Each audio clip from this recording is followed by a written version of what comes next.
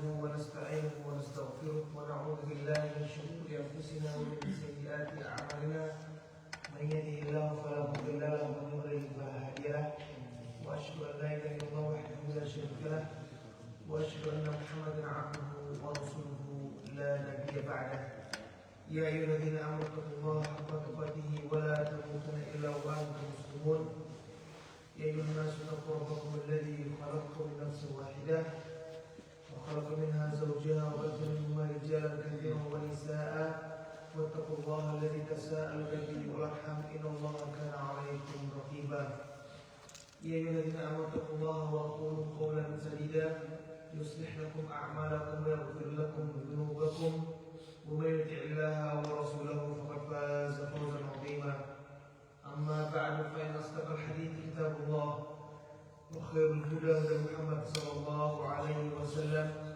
وشر الأمور محدثاتها فإن كل محدث بدعة وكل بدعة ضلالة وكل ضلالة في النار. Ikhwati fillah, hadirin yang dirahmati oleh Allah Subhanahu wa taala. Alhamdulillah, segala puji dan syukur kita ucapkan kepada Allah Azza wa Jalla atas segala nikmat yang Allah berikan kepada kita semua, sehingga di subuh hari yang berbahagia ini kita bisa berkumpul bersama di masjid yang mulia ini. Mudah-mudahan kegiatan yang kita lakukan ini mendapatkan keridhaan dari Allah Subhanahu wa taala, dan mudah-mudahan pengajian pada pagi hari ini memberikan kita manfaat yang besar dalam kehidupan kita sehari-hari. Amin.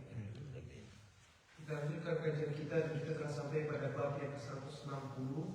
Di sini Imam Nawawi rahimahullah memberikan judul Babul Mau'izah Indal Qabr. Bab memberikan mau'izah atau nasihat ketika ketika menguburkan mayat.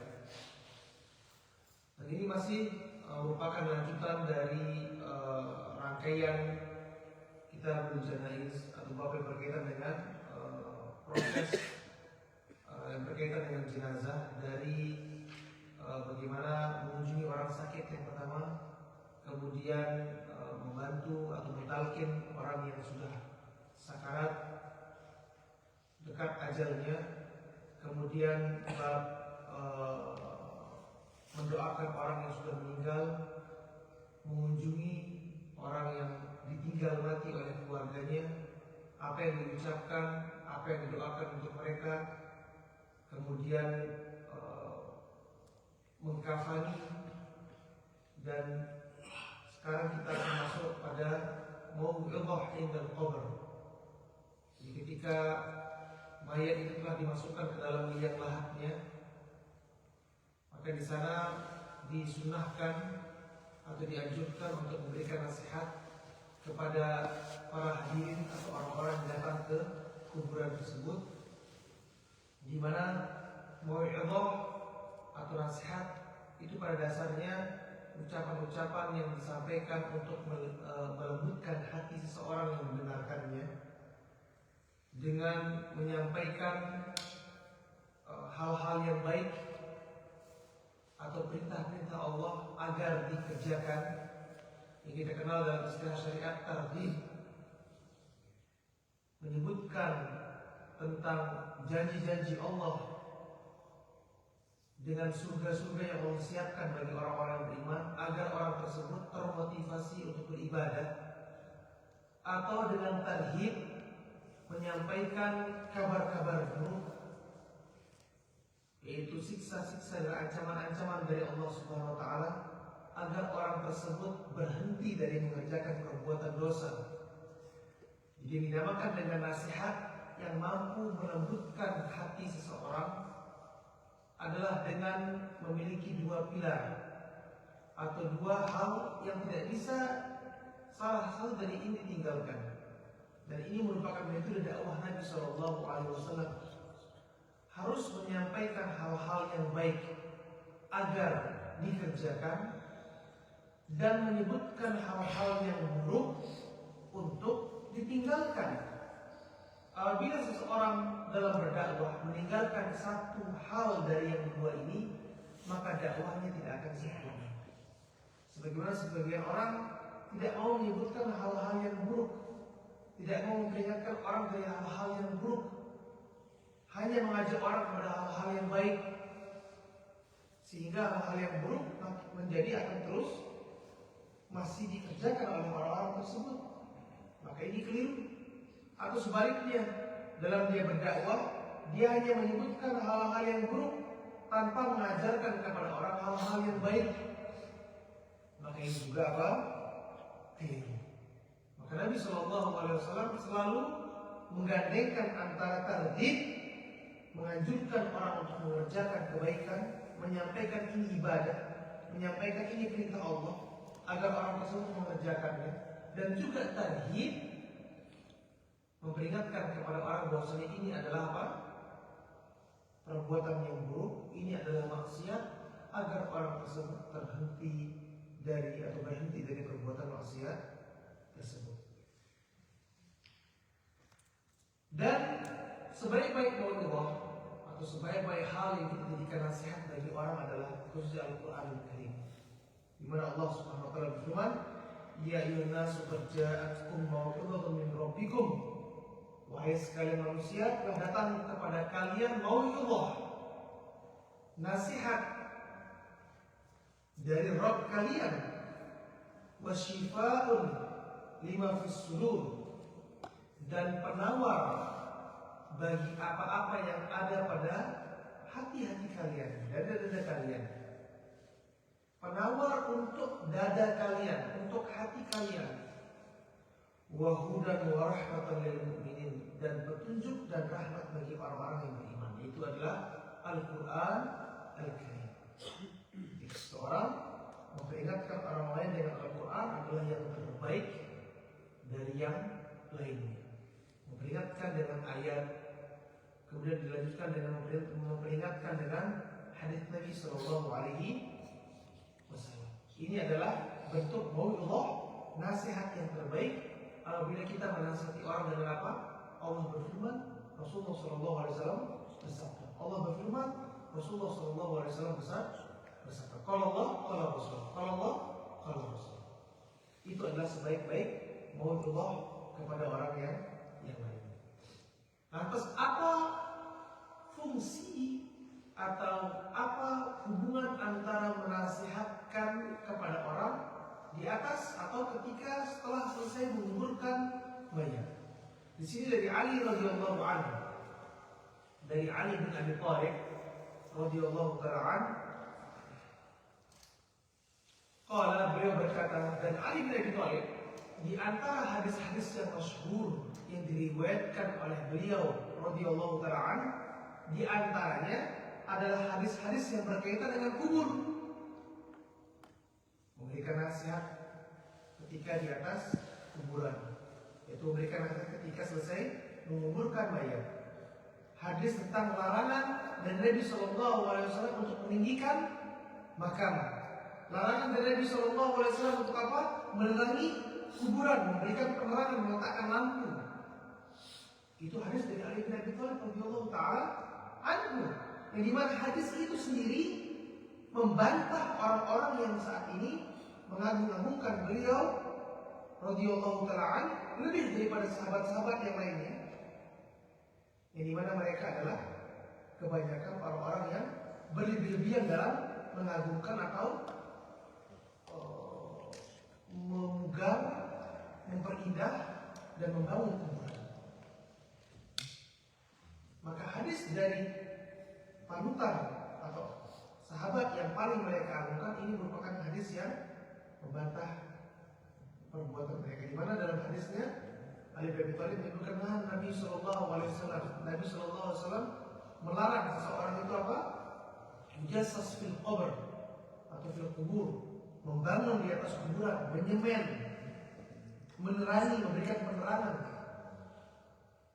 Dan di mana kata Ali bin Abi Thalib, Rasulullah Sallallahu Alaihi Wasallam menyebutkan, wala tada qabran illa sawaita, janganlah engkau tinggalkan kuburan itu berdiri atau tinggi kecuali engkau ratakan kuburan tersebut. Dan itu semua hadis dari diriwayatkan oleh Ali bin Abi Thalib radhiyallahu taala anhu. Baik, kita bacakan kata Ali bin Abi Thalib, kunna fi janazatin fi Baqi'il Qarba. Kami, kata Ali bin Abi Thalib, fi janazah, saat itu sedang dalam sedang menguburkan seorang jenazah fi Baqi'il Gharqad, di pemakaman Baqi'. Baqi'il Gharqad adalah pemakaman Baqi' yang sekarang kita lihat di dekat Masjid Nabawi ketika kita melaksanakan ibadah umrah. Jadi Baqi' yang ada sekarang ini, itulah dia Baqi' yang dari zaman Nabi Shallallahu Alaihi Wasallam. Kuburan atau pemakaman umum kaum muslimin di zaman Rasulullah Shallallahu Alaihi Wasallam. Di dalamnya dikuburkan Aisyah dan sahabat-sahabat yang lainnya. Dinamakan Baqi' al-Gharqad, karena di dalamnya pada saat dulu itu terdapat banyak pohon al-Gharqad, maka dinamakan Baqi' al-Gharqad.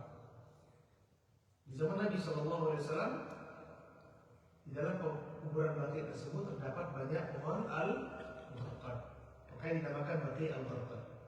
Fa'atana Rasulullah Shallallahu Alaihi Wasallam, di mana dalam doanya Rasulullah Shallallahu Alaihi Wasallam mendoakan agar penghuni Baqi' itu diampuni oleh Allah Subhanahu Wa Taala. Dalam hadisnya Rasulullah SAW mendoakan, Allahumma ighfir li ahli Baqi'il Gharqad, ya Allah, ampunilah penghuni Baqi' al-Gharqad.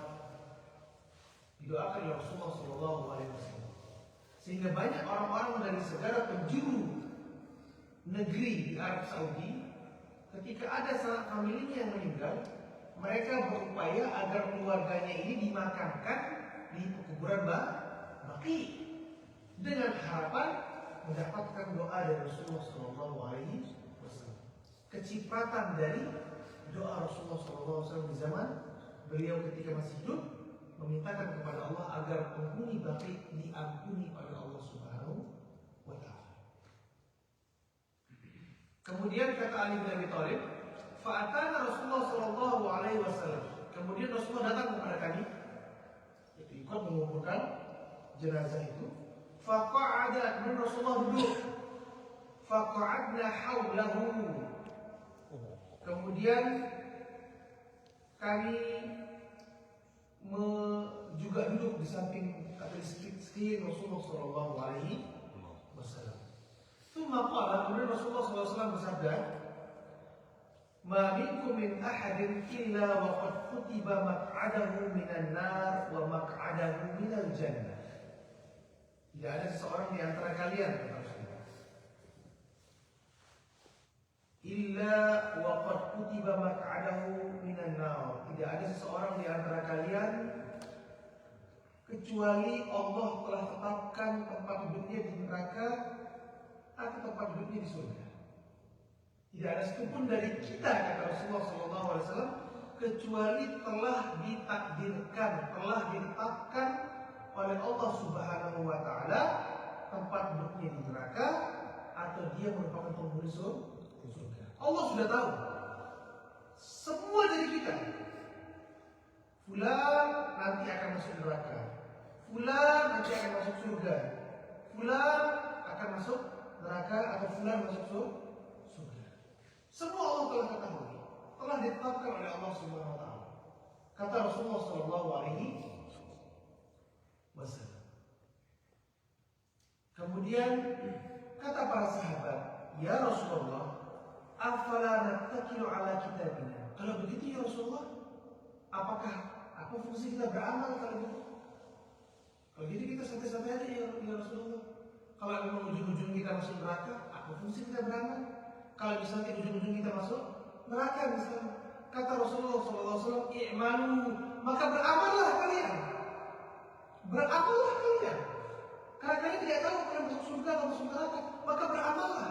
Karena dengan amal ini kalian adalah penghuni surga.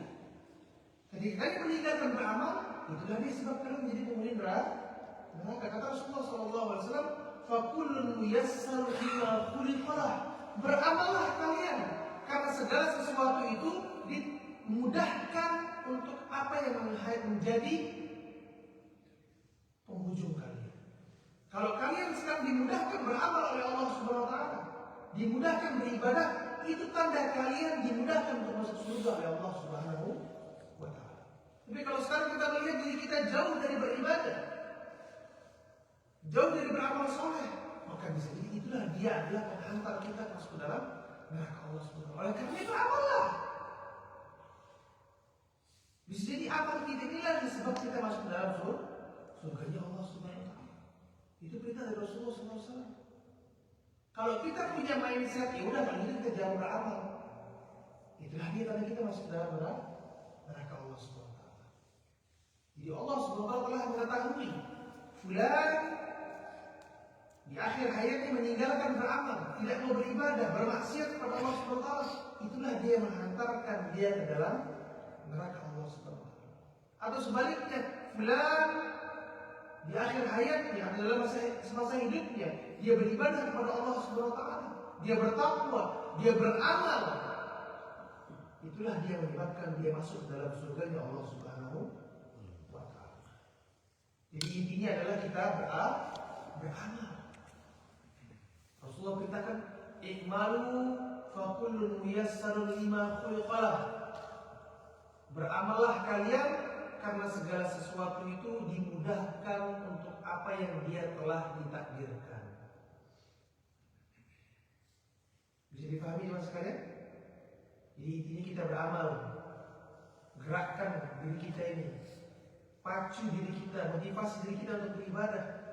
Karena ketika kita beribadah, kita sudah berada di jalan di mana itu akan menghantarkan kita ke dalam surga Allah Subhanahu wa taala. Hadirin dirahmati Allah Subhanahu wa taala, bentuk kita menasihati orang di dalam atau di atas atau ketika mau selesai menguburkan seseorang, maka kata para ulama, nasihat di sana adalah nasihat yang tenang, nasihat yang membuat orang-orang merenung, nasihat yang membuat orang-orang itu terdiam, nasihat yang tenang, yang tidak berapi-api, karena tujuannya adalah membuat orang-orang menjadi merenung dan mengingat kematian. Bukan nasihat yang berapi-api, karena sebagian orang ketika di atas kuburan memberikan nasihat seperti orang mau pergi ngajak perang. Maka ini keliru dengan tujuan orang dikuburkan di atas kuburan agar mengingat kematian. Maka nasihat yang tenang, nasihat yang lembut, nasihat yang mengajak orang kembali kepada Allah Subhanahu wa taala, mengingat kematian, mengingat ya hari kiamat, datangnya hari kiamat, hari pembalasan. Kita akan dibangkitkan oleh Allah Subhanahu wa taala, kita akan dihisab oleh Allah Subhanahu wa taala. Nasihat yang menyentuh hati. Itu yang momen yang pas ketika selesai menguburkan jenazah.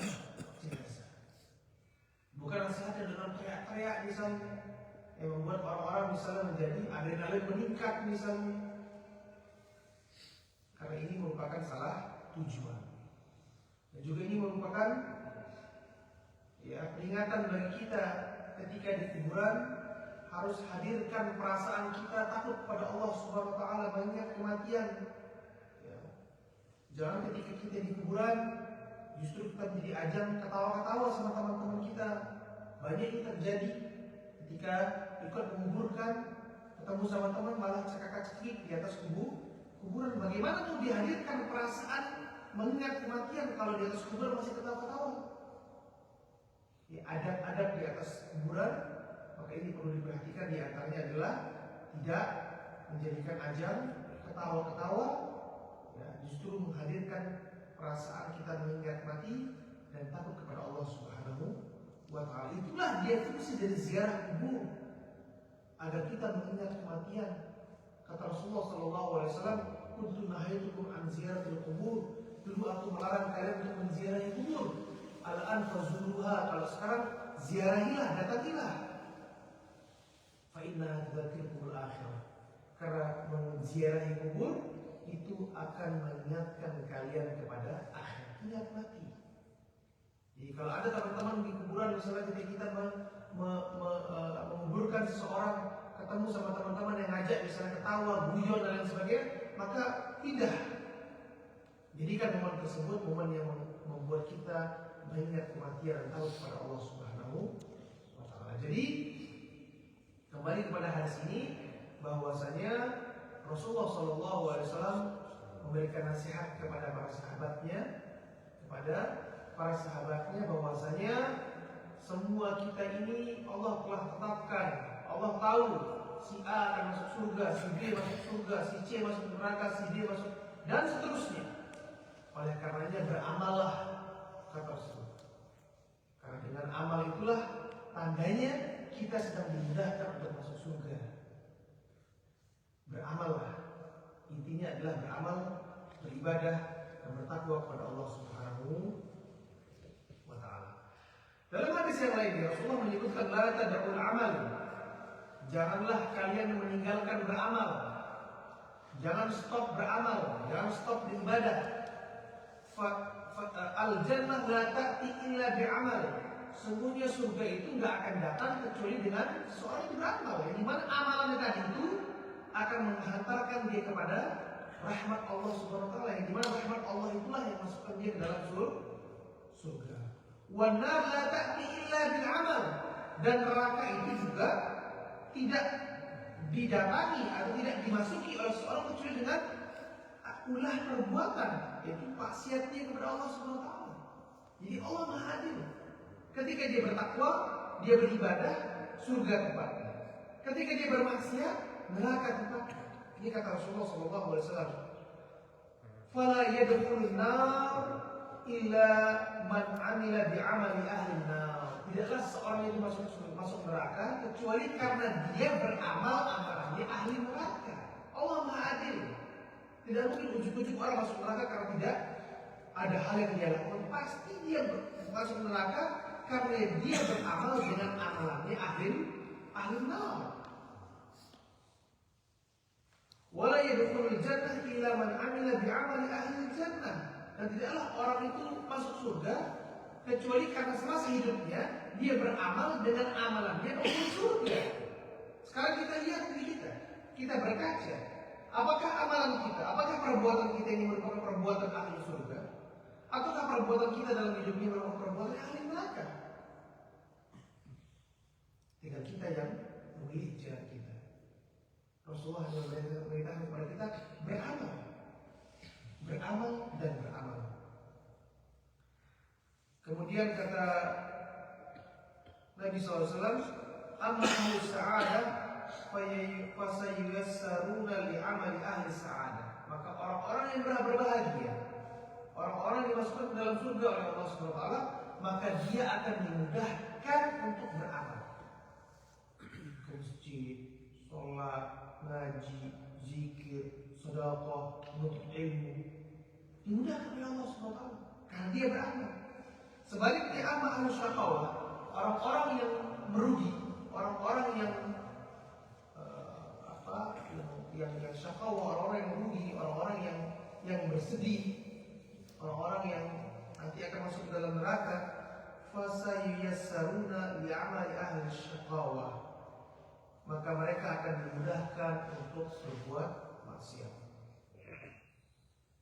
Ketika orang itu sholat, maka akan diberikan dia taufik untuk sholat lagi. Sholat lagi, dibukakan pintu kebaikan. Dari sholat dia zakat, zakat dia mengaji, dia sedekah, dia berpuasa, dimudahkan oleh Allah SWT. Sebaliknya ketika orang berbuat maksiat, dari maksiat yang satu, kalau dia tidak bertobat, maka dia akan loncat ke maksiat berikutnya. Masih nggak tobat, loncat ke maksiat berikutnya. Masih nggak bertobat, terus maksiat demi maksiat sampai dia bertobat dan berhenti dari perbuatan dosanya. Tsumma tala qawluhu ta'ala, kemudian Rasulullah menyebutkan firman Allah Subhanahu wa taala, fa amma man a'ta wattaqa. Adapun orang-orang yang a'ta, yang memberikan sedekah, zakat, wattaqa, dan dia bertakwa kepada Allah Subhanahu wa taala, wa saddaqa bil husna. Dalam riwayat, dalam penjelasan yang lain, wa amma man a'ta, orang yang memberikan, yang artinya apa? Beramal dan bertakwa kepada Allah Subhanahu wa taala. Wa saddaqa bil husna, dan dia membenarkan adanya hari pembalasan, adanya surga dan neraka. Fasanuyassiruhu lil yusra, kami akan mudahkan dia untuk apa? Berbuat kebaikan, beribadah. Wa amma man bakhila wastaghna, adapun orang-orang yang bakhil, wastaghna, dan merasa tidak butuh dengan Allah Subhanahu wa taala. Wa kadzdzaba bil husna, dan tidak mempercayai adanya hari pembalasan, tidak percaya adanya surga dan neraka. Fasanuyassiruhu lil usra, kami akan mudahkan mereka untuk apa? Berbuat hal-hal yang buruk. Makanya kalau kita berada di atas jalan di momen di mana ibadah berasa begitu mudah, mau ini dimudahkan oleh punya waktu banyak, waktu luang kita untuk beribadah, bersyukurlah pada Allah Subhanahu wa taala. Karena di antara tanda-tanda Allah sayang dengan hambanya, diberikan dia kemudahan untuk beribadah.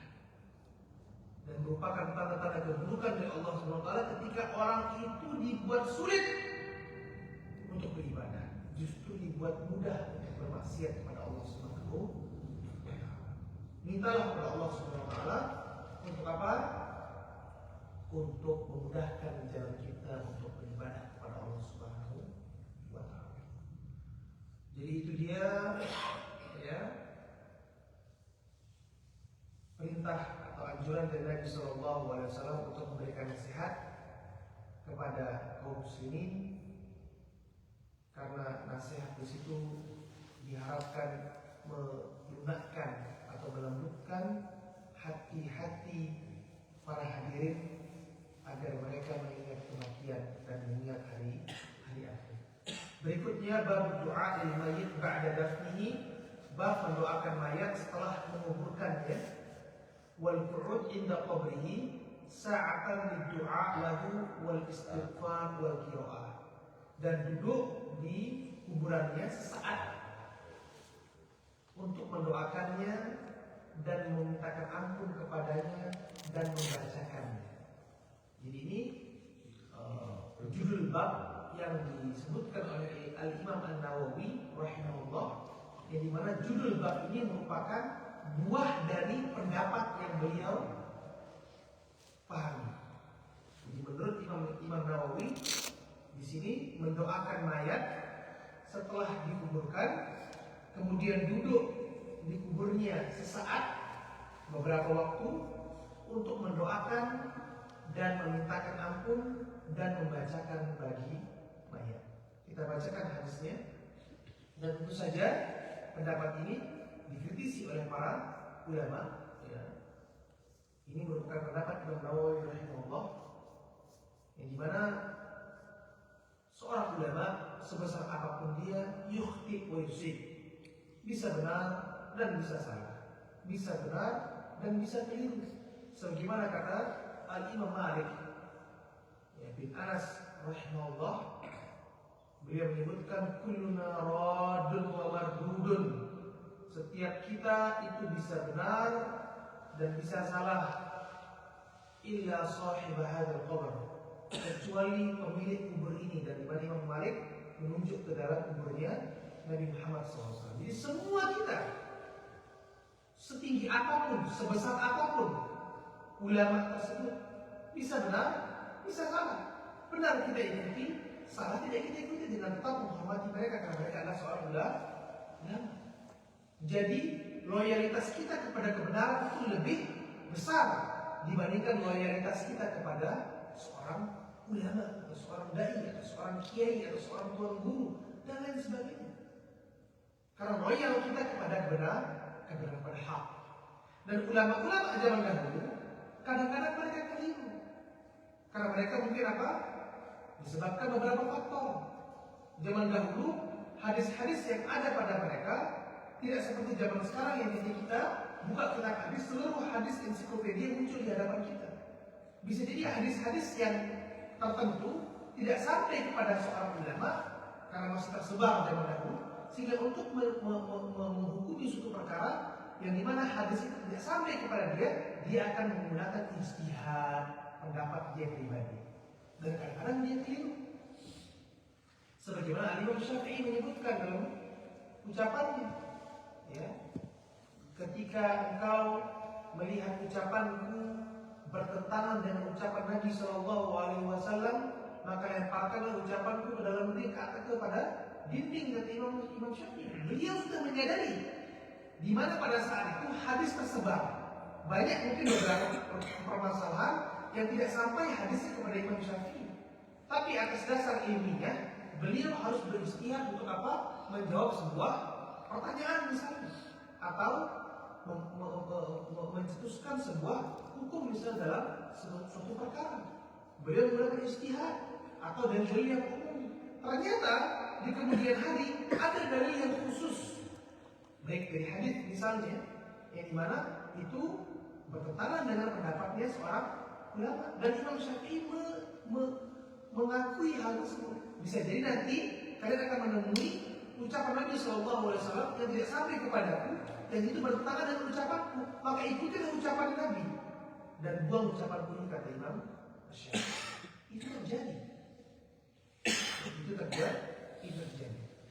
Sebagaimana di sini nanti akan kita jelaskan, Imam An-Nawawi berpendapat bahwasanya boleh seorang itu membaca Al-Quran setelah selesai menguburkan mayat, yang dimana ini bertentangan dengan hadis Nabi SAW ketika Nabi SAW memerintahkan kita untuk membaca Al-Quran di rumah, supaya rumah kita jangan seperti kuburan.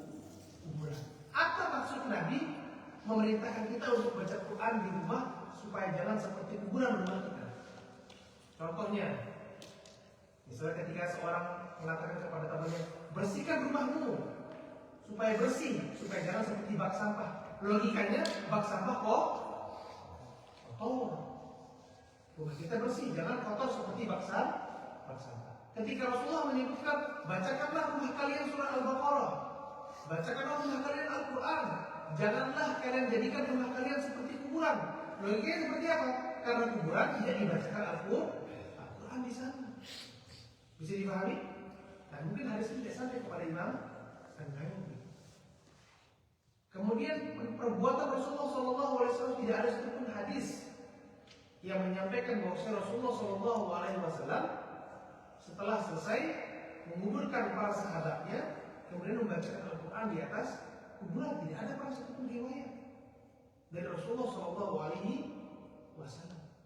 Sehingga pendapat Imam Nawawi ini banyak dikritisi oleh para ulama. Oke, kita bacakan hadisnya. An Abi Amr, Waqila Abu Abdillah, Waqila Abu Layla, Utsman bin Affan radhiyallahu ta'ala an. Dari Abu Amr, ya, kunyah Abu Amr, atau dikatakan juga Abu Abdullah, atau dikatakan juga Abu Layla. Jadi Utsman bin Affan ini punya beberapa versi nama kunyah beliau yang tersebar di kalangan para sahabat Nabi Sallallahu Alaihi Wasallam. Kadang-kadang beliau dianggap Abu Amr, mungkin ada nama anaknya yang namanya Amr, atau Abu Abdullah, atau Abu Layla. Jadi tiga nama yang masyhur. Tapi yang pasti ini kembali kepada Utsman bin Affan radhiyallahu taala anhu. Beliau berkata, karena Nabi Sallallahu Alaihi Wasallam, bahwa saya Nabi Sallallahu Alaihi Wasallam idza faragha min dafnil mayyit, ketika selesai menguburkan mayat, kata Utsman bin Affan yang melihat langsung, ya, Nabi Sallallahu Alaihi Wasallam waqafa alaihi, Rasulullah SAW berdiri, wa qala istaghfiru li akhikum, Rasulullah mengatakan kepada sahabatnya, istaghfiru li akhikum, mintakanlah ampunan bagi saudaramu ini, beristighfarlah kalian untuk apa? Untuk saudara kalian ini. Was'alu lahu tathbit, dan mintakan kepada Allah untuk memberikan dia ketetapan, biar dia teguh, biar dia kokoh, biar dia kuat. Untuk apa? Diberikan kekuatan, diberikan kekokohan, diberikan ketegasan di dalam kuburnya. Untuk apa? Fa innahu al-ana yus'al, karena sekarang dia sedang ditanya oleh malaikat, supaya bisa jawab dengan benar jawaban malaikat. Orang yang meninggal di kuburnya akan ditanya oleh malaikat tiga hal, yang dimana mungkin anak-anak kecil itu semua tahu. Man rabbuka, siapa Tuhanmu? Man nabiyuka, siapa nabimu? Wa ma dinuka, dan apa agamamu? Pertanyaan yang mudah, tanya sama anak SD mungkin sekarang tahu semua. Tapi pertanyaan ini hanya bisa dijawab oleh orang-orang yang mempraktekkan, meletakkan tiga hal ini dalam hidup. Hanya bisa dijawab oleh orang-orang yang menjadikan Allah sebagai Rabbnya. Hanya bisa dijawab oleh orang-orang yang menjadikan Rasulullah SAW sebagai Rasulnya. Hanya bisa dijawab oleh orang-orang yang menjadikan Islam sebagai agamanya. Menjadikan Allah sebagai Rabbnya artinya dia tidak berbuat syirik. Karena percuma mengucapkan Allah Tuhanku, tapi masih berbuat syirik. Tidak diaplikasikan, tidak diletakkan Allah SWT sebagai Rabbnya, dia berbuat syirik. Atau tidak menjadikan Nabi sebagai nabinya. Ketika dia beramal, ketika dia beribadah, ketika dia menentukan jalan hidupnya, dia ikuti ucapan orang lain, dia ikuti apa kata hatinya, tidak mengikuti perintah Rasulullah SAW.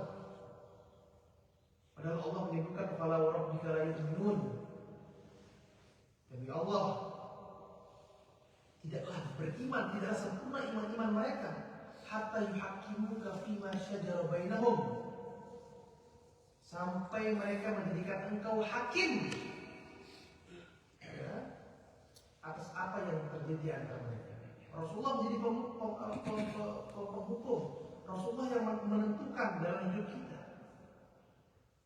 Dalam ayat yang lainnya Allah berfirman, maka lil mu'minin wa lil mu'minatin, tidak pantas bagi orang-orang yang beriman, baik laki-laki ataupun perempuan, idza qadallaha wa rasuluhu amran, kalau Allah dan Rasulnya itu menetapkan suatu perkara, suatu syariat, suatu perintah, an yakuna lahumul khiyaratu min amrihim, tapi mereka punya pandangan atau punya pilihan lain dalam hidup mereka. Tidak pantas.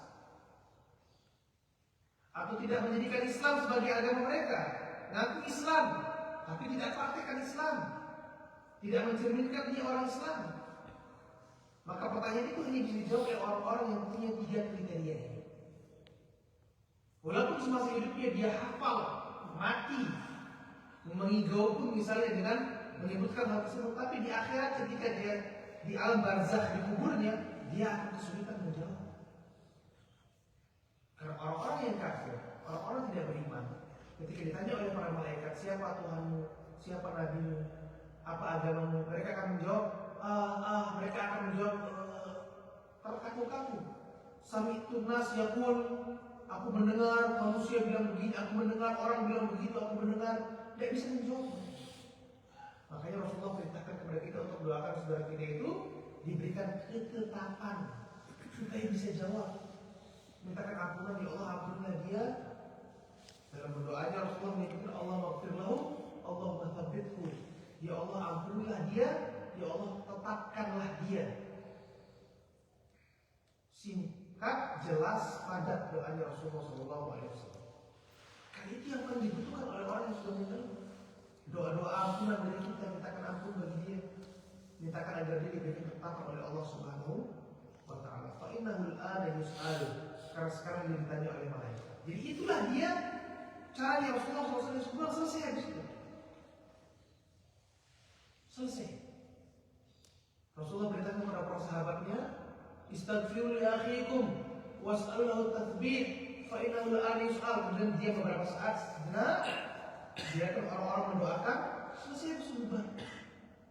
Tidak ada apa-apa, tidak ada dialog, ngobrol, ini apa, ya. Sebagai sering kita lihat kekeliruan-kekeliruan yang terjadi, diajak ngobrol misalnya dia punya jenazahnya, maka ini tidak sesuai dengan tuntunan Rasulullah SAW.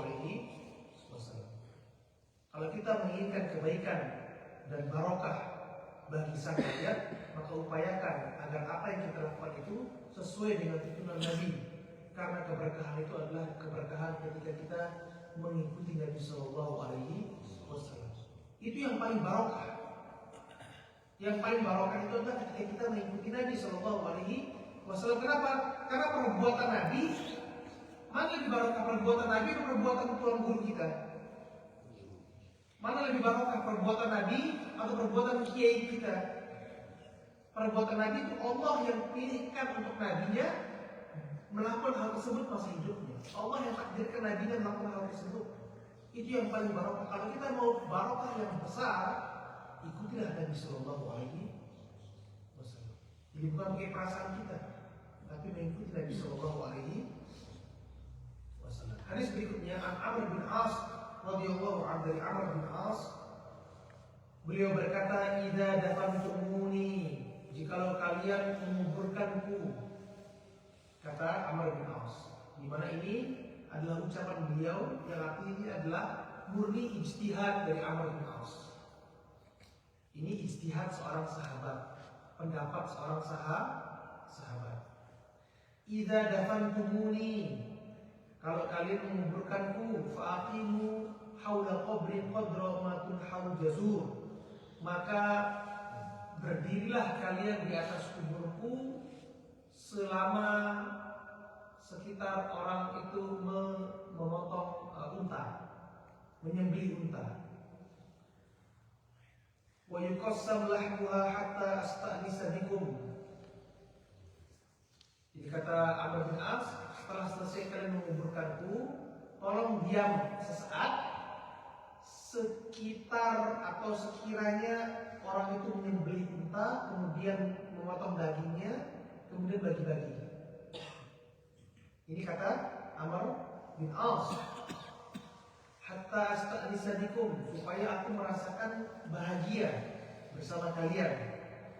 Wa a'lamu madza uraji'u bihi rusul rabbi, dan aku mengetahui apa yang akan aku temui dengan menemui malaikat. Ini pendapatnya rawi Muslim, hadis riwayat Muslim, waqad sabaqa biqulih. Ini merupakan pendapatnya siapa? Pendapatnya Amr bin As radhiyallahu taala anhu, di mana perbuatan sahabat, satu orang sahabat atau perbuatan sahabat itu tidak langsung menjadi dalil. Dalil yang mutlak itu adalah apa? Al-Quran, hadis, dan ijma atau kesepakatan para sahabat. Kalau ada suatu perbuatan seorang sahabat, maka tidak langsung dia otomatis menjadi sebuah dalil, dicek dulu. Ini kelasnya sahabat ya, kata para ulama. Perbuatan seorang sahabat itu tidak langsung otomatis menjadi dalil, tapi dicek dulu apakah perbuatan sahabat ini menyelisihi perbuatan mayoritas para sahabat atau tidak. Kalau perbuatan seorang sahabat ini menyelisihi mayoritas para sahabat yang lainnya, mana yang kita ikuti? Perbuatan seorang sahabat atau mayoritas sahabat? Mayoritas sahabat. Karena bisa jadi sahabat yang satu ini mungkin nggak hadir ketika Nabi Shallallahu Alaihi Wasallam mengajarkan suatu perkara. Dia nggak hadir, sehingga dia punya pendapat A. Sahabat yang hadir ketika Rasulullah mengucapkan suatu hal, dia punya pendapat apa? B. Sebagaimana Aisyah dan Utsman bin Affan memiliki pendapat kalau orang itu safar nggak perlu dikosor, dikosor, sholat sempurna saja 4 seperti itu. Dan ini menyelisihi atau bertentangan dengan pendapat jumhur para sahabat dan perbuatannya Nabi SAW sendiri, di mana Nabi SAW selalu mengqashar ketika apa? Ketika musafir. Tapi seorang sahabat tidak menurunkan kedudukan diri mata Allah SWT. Mereka dijamin surga oleh Allah SWT. Tapi perkara mengikuti syariat, kalau kita mendapatkan riwayat tersebut dari para sahabat, ingat loyalitas kita kepada kebenaran. Ini kata para ulama. Kalau kelasnya para sahabat seperti itu saja, ketika mereka keliru, ini mana keliru mereka itu tidak memberikan efek apapun kepada mereka. Allah ampuni mereka, dan mereka telah diampuni oleh Allah SWT, dan mereka telah dijamin surga oleh Allah SWT. Tapi kita sebagai pengikut dari Muhammad SAW, kalau menemui hal ini berkaitan dengan manhaj kita, metode kita beragama, bagaimana kita mengambil agama kita ini. Kalau menemukan hal seperti ini, yang kita kedepankan adalah apa? Pendapat jumhur para sahabat, bukan pendapat seorang sahabat. Dan ini merupakan pendapat Amr bin As yang bertentangan dengan apa? Pendapat jumhur para sahabat dan perbuatan Nabi Shallallahu Alaihi Wasallam, sehingga duduk dia berlama-lama di atas kuburan setelah selesai setelah selesai menguburkan, maka ini tidak disunnahkan. Ya. Selesai menguburkan, kemudian kita berikan mau'izah sebentar, ya, mengingatkan orang kepada kematian, kemudian kita mintakan ampun dan kita berikan dia doa untuk kita kalau selesai itu setelah itu bubar. Ya. Kemudian Imam Nawawi menyebutkan qala Syafi'i rahimahullah, Al-Imam Syafi'i berkata, ini Imam Nawawi yang menulis. Qala Syafi'i rahimahullah, Imam Syafi'i berkata, wa yustahabbu an yuqra'a 'indahu syai'un min al-Qur'an, dan dianjurkan untuk membacakan sedikit dari Al-Quran. Wa in khatamul Quran 'indahu kana hasanan, atau ingin menghatamkan Quran maka ini baik. Yang pertama, di sini Imam Nawawi menyebutkan bahwa Imam Syafi'i mengatakan dianjurkan untuk dibacakan Al-Quran di atas kuburan, selesai menguburkan. Kalau dikhatamkan lebih baik lagi. Ini kata Imam Nawawi menukil ucapan Imam Syafi'i. Tapi setelah diteliti oleh para ulama, ini tidak benar disandarkan kepada Imam Syafi'i. Ini bukan ucapannya Imam Syafi'i. Yang benar ini adalah ucapannya Ashabus Syafi'i, ulama-ulama yang bermazhab Syafi'i yang datang belakangan setelah wafatnya Imam Syafi'i. Jadi penisbatan ucapan ini kepada Imam Syafi'i tidaklah benar, telah dikoreksi oleh para ulama salafnya. Adapun Imam Nawawi menukilkan ini, menganggap ini adalah ucapan Imam Syafi'i. Ini yang seperti saya katakan, beliau adalah manusia biasa. Mungkin beliau menganggap ini ucapan Imam Syafi'i, tidak mengetahui kebenaran di balik itu. Dinukil ini ucapan Imam Syafi'i, tapi ini bukan ucapan Imam Syafi'i. Justru Imam Syafi'i di dalam kitabnya atau bisa kembali cek ya dalam kitabnya Imam Syafi'i. Justru Imam Syafi'i mengatakan bahwa tidak dianjurkan dan tidak boleh dan tidak disunahkan untuk membaca Al-Quran setelah menguburkan jenazah. Jadi penisbatan ini kepada Imam Syafi'i pertama tidak benar, dan yang kedua jadi penisbatan ini kepada Imam Syafi'i tidak benar, tapi ini adalah ucapan ashab Syafi'i. Ashab artinya orang-orang atau ulama-ulama ya, yang datang atau setelah Imam Syafi'i, yang dimana mereka itu bermadzhab Syafi'i, disebut dengan istilah ashab Syafi'i. Yang kedua adalah ini bertentangan dengan apa? Perintah Nabi SAW untuk tidak membaca Al-Quran di atas kuburan. Jadi itu dia yang berkaitan dengan mendoakan mayat. Kita kembali adalah poin yang kita jelaskan adalah setelah selesai menguburkan jenazah, kita diperintahkan oleh Nabi SAW untuk beristighfar, memintakan ampun bagi sang mayit dan mendoakan sang mayat. Setelah itu selesai bubar tidak ada acara atau ritual-ritual lain lagi yang dilakukan oleh Rasulullah SAW. Insyaallah pertemuan berikutnya kita akan masuk pada bab as-sadaqah 'alal mayyit wa du'a lahu. Bab bersedekah untuk mayat, orang yang sudah meninggal, wa du'a lahu, dan mendoakan orang yang sudah meninggal. Mungkin ini yang kita bisa sampaikan pada pertemuan kali ini. Kurang lebihnya saya mohon maaf. Cukup sampai di sini. Subhanallah wa bihamdika, asyhadu an la ilaha illa anta, astaghfiruka wa atubu ilaika. Assalamualaikum warahmatullahi wabarakatuh.